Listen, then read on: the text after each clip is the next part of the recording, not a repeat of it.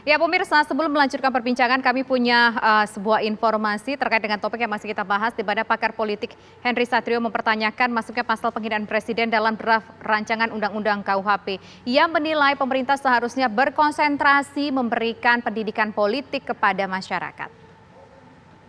Memang pemerintah berkonsentrasi untuk memberikan edukasi, pendidikan politik kepada masyarakat daripada kemudian terlalu bersemangat untuk memasukkan pasal penghinaan kepada presiden atau pasal penghinaan terhadap presiden dan dewan itu ke dalam rancangan KUHP.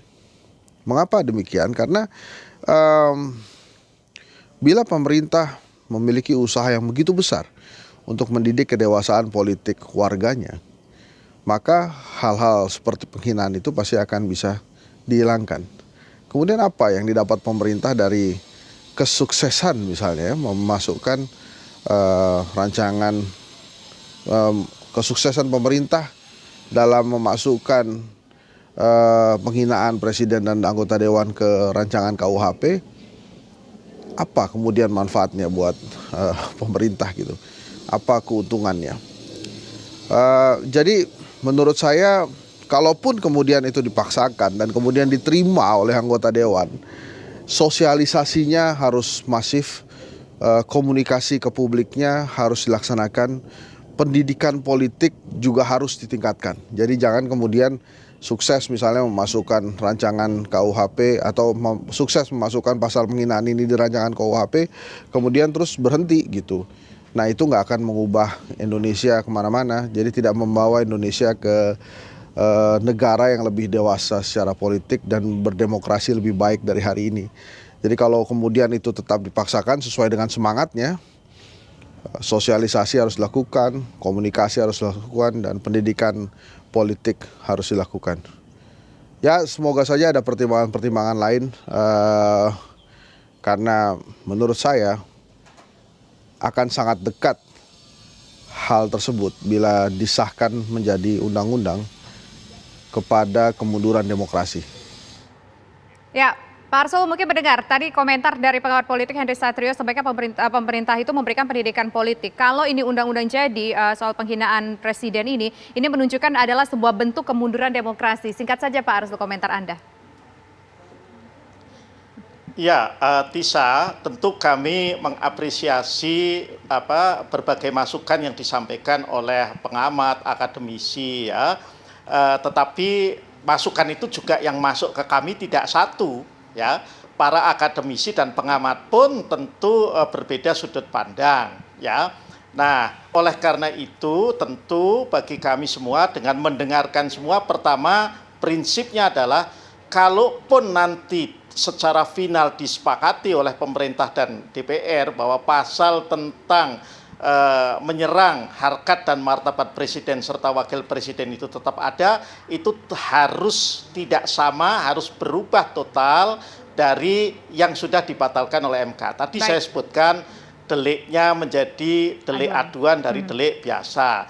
Yang kedua, ancaman hukumannya harus diturunkan supaya mencegah kesewenang-wenangan di dalam proses penegakan hukum karena penegak hukum bisa melakukan upaya paksa.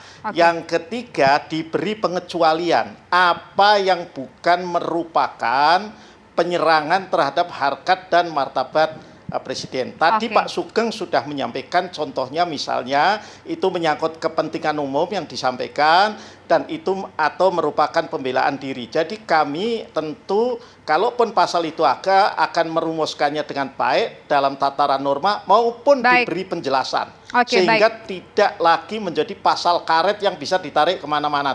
Oke, baik. Ini menarik soal pasal karet. Tapi kita kembali lagi nih ke soal Undang-Undang ITE. Pak, memang banyak yang menyambut baik lah soal 4 itu direvisi. Tapi ada suara dari masyarakat yang menilai penambahan pasal 45C dalam revisi ITE ini hanya akan memperbanyak pasal karet dan memberikan celah untuk menghukum masyarakat tertentu, Pak. Ini bagaimana untuk menjawab soal ini bahwa 45C ini, Pak? Ke saya atau ke Pak Sugeng ini? Ke Pak Sugeng. Silakan Pak Sugeng. Baik. 45C ini sebenarnya merupakan formulasi ulang dari ketentuan yang ada di pasal 14 dan 15 dari Undang-Undang 146. Memang kami juga mendengarkan berbagai pendapat yang mengkritisi masih berlakunya pasal 14 dan 15 dari undang-undang ini. Tetapi secara normatif undang-undang ini masih berlaku. Nah, kemudian kita coba formulasikan kembali di dalam usulan revisinya itu di pasal 45C sebagai pasal tambahan, bahwa katakanlah penyebaran berita bohong yang menggunakan sarana IT itu yang menimbulkan keonaran, itu diancam dengan ancaman yang sama dengan yang ada di ketentuan sebelumnya. Nah, keonaran di sini timbul dari akibat dari pemberitahuan bohong atau penyebarluasan berita bohong dengan menggunakan sarana IT, dan ini bukan keonaran di ranah katakanlah virtual, tapi ranah fisik. Jadi ini juga perlu diketahui pembedaannya. Jadi kalau misalnya keonaran itu timbul hanya ribut-ribut di katakanlah media sosial misalnya, itu tidak bisa dikenakan pasal ini. Tapi kemungkinan dikenakan pasal 14 masih memungkinkan. Oke, baik. Baik, terima kasih Bapak. Saya rasa memang perbincangan ini cukup menarik karena ini tentu juga menampung aspirasi dari masyarakat. Tapi setidaknya apakah bisa diyakinkan, sekali lagi singkat, apakah adanya revisi undang-undang dan rancangan undang-undang KUHP ini memberikan kebebasan kepada masyarakat untuk bebas berekspresi? Singkat saja Pak Sugeng.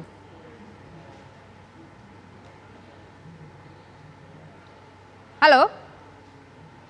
Ya, tampaknya ada gangguan komunikasi dengan Pak Sugeng. Terima kasih Pak Sugeng dan terima kasih juga Pak Arsul Sani sudah berbincang bersama kami di program Kabar Petang Pilihan. Selamat petang, selamat malam. Dan pemirsa, demikian kebersamaan kita dalam Kabar Petang Pilihan hari ini. Saya Tisa Noveni undur diri. Selamat malam dan sampai jumpa.